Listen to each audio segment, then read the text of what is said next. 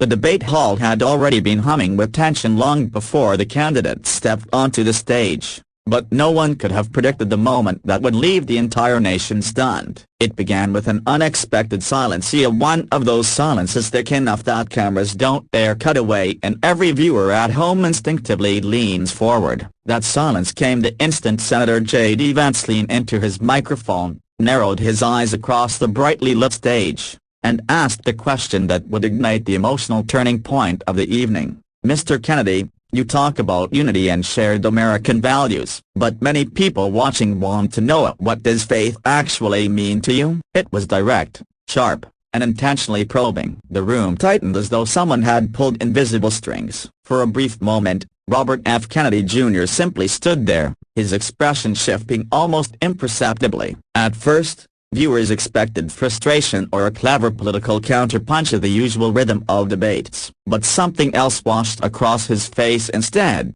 a flicker of deep personal ache, the kind that doesn't come from strategy or talking points but from lived experience. The moderators froze, unsure whether to intervene. A handful of audience members murmured under their breath. Politicians question policies, they challenge qualifications. But questioning someone's faith, especially in front of millions, sent the atmosphere into a fragile stillness. Kennedy finally lifted his head, but he didn't match Vance's combative tone. His voice, when it broke the silence, came out steady but unmistakably emotional. "My faith," he repeated quietly, as though testing the weight of the question. "My faith is the only reason I survived the darkest moments of my life." His words came slowly at first, but each one carried the gravity no one in the room expected. "It isn't a slogan for me," he continued. "It isn't something I parade for political convenience. My faith is what I held onto when my family endured tragedy after tragedy. It's what kept me standing when everything else felt unbearable." The audience stopped breathing. Even those who were skeptical of him couldn't ignore the rawness in his tone.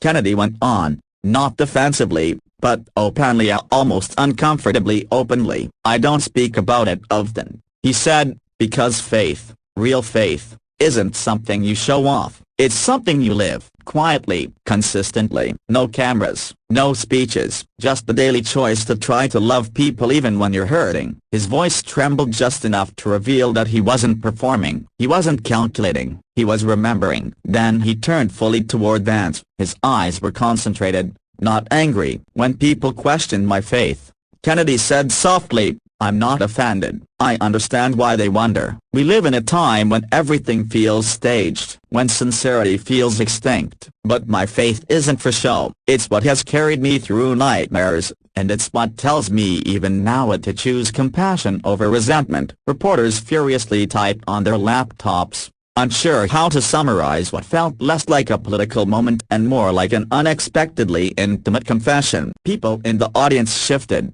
many with moist eyes, caught off guard by the emotional pivot. Kennedy continued, his voice gaining strength. "Faith, Senator, isn't about checking boxes or sounding the right way in interviews. It's about how you treat the person who disagrees with you. It's about the bridges you try to build instead of burn. It's about forgiveness, even when forgiveness feels impossible." And then came the line that sent the auditorium into a stunned silence deeper than the first. Kennedy looked straight at Vance and said, "And if you doubt my faith, I won't attack you for it. I'll simply pray that both of us become better men tomorrow than we are today." The audience gasped. Some clapped instinctively, then stopped, unsure if applause was appropriate for such a vulnerable moment. Even Vance, caught off guard, blinked rapidly as he absorbed the comment. His usual sharpness softened. He didn't fire back. For the first time that night, the political battlefield felt more like a room full of human beings rather than opponents locked in ideological combat.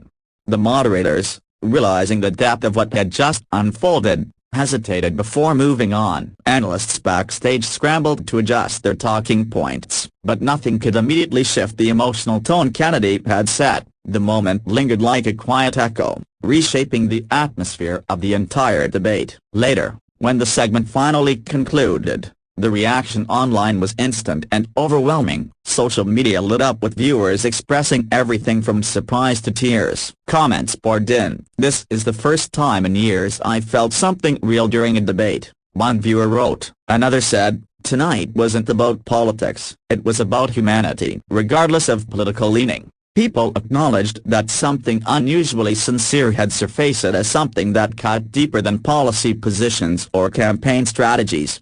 Commentators debated the political implications, but their arguments felt small compared to the emotional weight audiences were still processing. Kennedy's answer had awakened something rare, a sense of shared vulnerability, a reminder that beyond the slogans and party lines, leaders are human beings shaped by loss, resilience, and belief. Whether or not one supported him, the moment stood out as an unexpected display of authenticity. By the end of the night, one thing was clear. This wasn't a typical debate exchange. It was a moment of grace in a political landscape too often defined by cynicism. And as viewers turned off their televisions or closed their laptops, many carried the same thought with them, that sometimes the most powerful political moments aren't about winning an argument, but revealing the depth of one's humanity.